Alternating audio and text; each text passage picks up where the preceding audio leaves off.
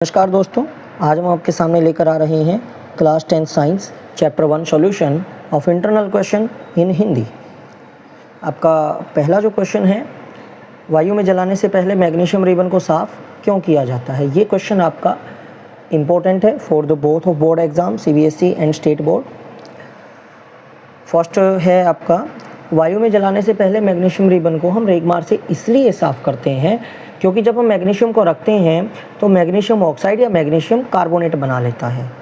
तो उस लेयर को साफ़ करने के लिए हम उसको रेगमार से रगड़ देते हैं ताकि वो आसानी से जल सके, अन्यथा वो बर्निंग नहीं करेगा, जलेगा नहीं अच्छे से और उसका कंप्लीट हमें रिजल्ट नहीं मिल पाएगा।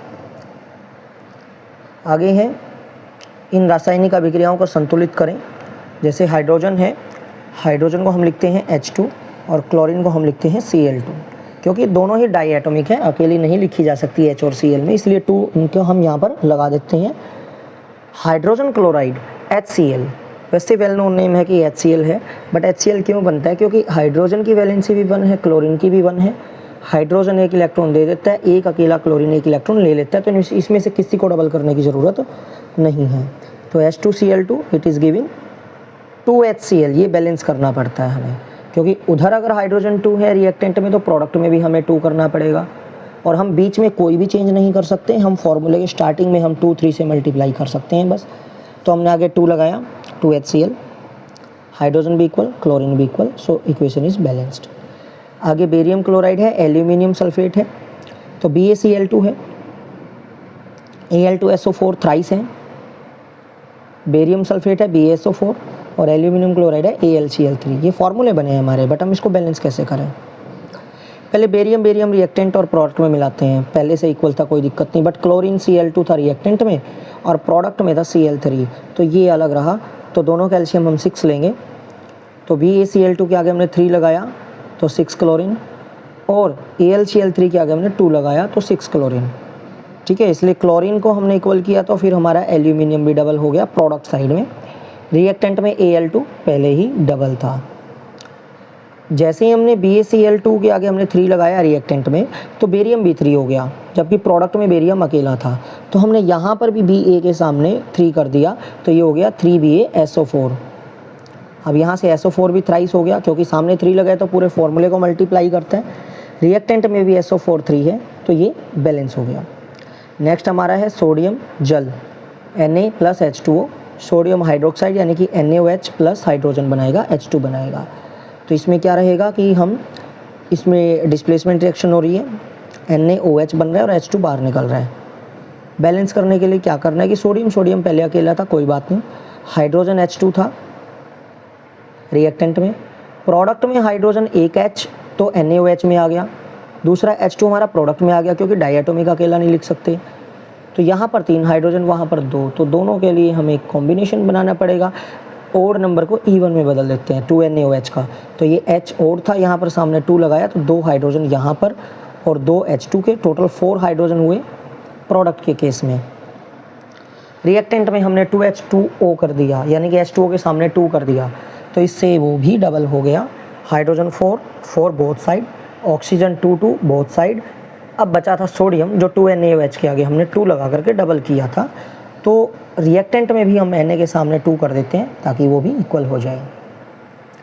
इसके बाद आपका क्वेश्चन नंबर 3, मैं यहाँ पर आपको कुछ क्वेश्चंस के सिर्फ क्वेश्चंस और आंसर दिखाऊंगा, सॉल्यूशन आपके सामने होंगे, बट आपको गैस करना है कि हमने किस चीज़ के लिए क्या वर्ड लिखा और कैसे बैलेंस किया है। हाँ, डाउट्स अगर आपके रहते हैं तो आप क्वेरीज ले सकते हैं। ये आपका क्वेश्चन नंबर 3 है, बैलेंस ही करना है आपको। ये पार्शियली आपके क्वेश्चन दिए हुए हैं, फर्स्ट पार्ट है, सेकंड पार्ट है, ये आपका इनका दोनों का सॉल्यूशन है, फर्स्ट और सेकंड पार्ट।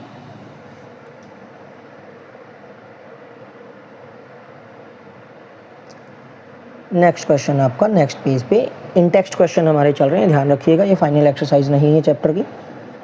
किसी पदार्थ X के विलयन का उपयोग सफ़ेदी करने के लिए होता है। सफ़ेदी करने के लिए हम क्या करते हैं भाई? कैल्शियम होता है, चूना होता है, ठीक है, तो हम क्या करते हैं, कैल्शियम ऑक्साइड होता है वो जो सफ़ेदी होती है, जो हम घरों में चूना यूज करते हैं, और जब उसको पानी में मिलाते हैं H2O में हम उसको मिक्स करते हैं CaOH2O, it is giving CaOH2। ये 2 थोड़ा सा नीचे लगाना है हमें ब्रैकेट के ऐसे फॉर्मुलेशन के लिए, पीछे नहीं लगाना है। तो इसको हम बोलते हैं calcium hydroxide. Calcium oxide H2O के सामने जब मिलता है तो क्या बन जाता है, COH2 बनता है। ये हल्के हल्के बबल्स की फॉर्म में हाइड्रोजन को रिलीज कर देता है। नेक्स्ट क्वेश्चन हमारा है, एक परखनली में एकत्रित मैस जो गैस है उसकी मात्रा दूसरी से दोगुनी क्यों है। ये जो क्रियाकलाप 1.7 है ये वाटर के लिए था, वाटर को ब्रेक करके हाइड्रोजन और ऑक्सीजन को अलग करना। तो ऑक्सीजन जो है वो 1 होता है, हाइड्रोजन 2 होता है। ये सिंपल फार्मूले से पता चल रहा है H2O, H2 है तो 2 हैं और ऑक्सीजन 1 है, तो इनका जो कॉम्बिनेशन बना होता है ना वो 2 1 के संयोग से ही बना होता है। तो जब वो टूटेंगे तो भी 2 1 में ही टूटेंगे, इसलिए वो ये हाइड्रोजन की जो परख नली हम रखेंगे उसमें 2 आएगा और ऑक्सीजन में जो रखेंगे वो ऑक्सीजन जहाँ पर इकट्ठा होगा वो 1 एटम आएगा। ये जल का विद्युत अपघटन है। इसके बाद है नेक्स्ट क्वेश्चन, पेज नंबर 15 है हमारे टेक्स्ट क्वेश्चन के अंदर। जब लोहे की कील को कॉपर सल्फेट के विलयन में डुबोया जाता है तो विलयन का रंग क्यों बदल जाता है। क्योंकि लोहे की कील को नीले रंग के कॉपर सल्फेट में हम डुबोते हैं, बट वहाँ पर है क्या, फेरस यानी कि आयरन, वो कॉपर से अधिक अभिक्रियाशील है, जो कॉपर को विस्थापित कर देता है और आयरन सल्फेट बना लेता है। कॉपर धातु अलग हो जाती है, इसी वजह से उसका कलर भी चेंज हो जाता है क्योंकि सॉल्यूशन चेंज हुआ। Ferrous plus copper sulphate, ferrous sulphate plus copper. द्विविस्थापन अभिक्रिया का एक उदाहरण दीजिए। लेड नाइट्रेट है, इसको हम 2HCl यानी कि हाइड्रोक्लोरिक एसिड के साथ अगर मिक्स करते हैं तो लेड का क्लोराइड बन रहा है और नाइट्रिक एसिड बन रहा है। सिंपल, दोनों ने इंटरचेंज कर लिया पोजीशन को। इसमें से उपचयित और अपचयित पदार्थ बताना है, यानी कि ऑक्सीडेशन किस पे, रिडक्शन किस पे हुई है। देखिए सोडियम के साथ ऑक्सीजन था, सोडियम ऑक्साइड बन गया, Na2O बना है। ये मैं आपको क्लियर कर दूं, ये 2 Na के साथ में नहीं है, वो थोड़ा सा A की तरफ नीचे लगता है, Na2O बनेगा। तो यहाँ पर सोडियम के साथ ऑक्सीजन ऐड हुई है तो ऑक्सीडेशन है यानी कि उपचयित हुई है। और CuO के केस में कॉपर से ऑक्सीजन हटी है तो वहाँ पर अपचयन हुआ है। तो आज के लिए इतना ही। आगे हम आपके लिए करा रहे हैं इन टेक्स्ट क्वेश्चन के बाद फाइनल एक्सरसाइज का सॉल्यूशन। Thank you.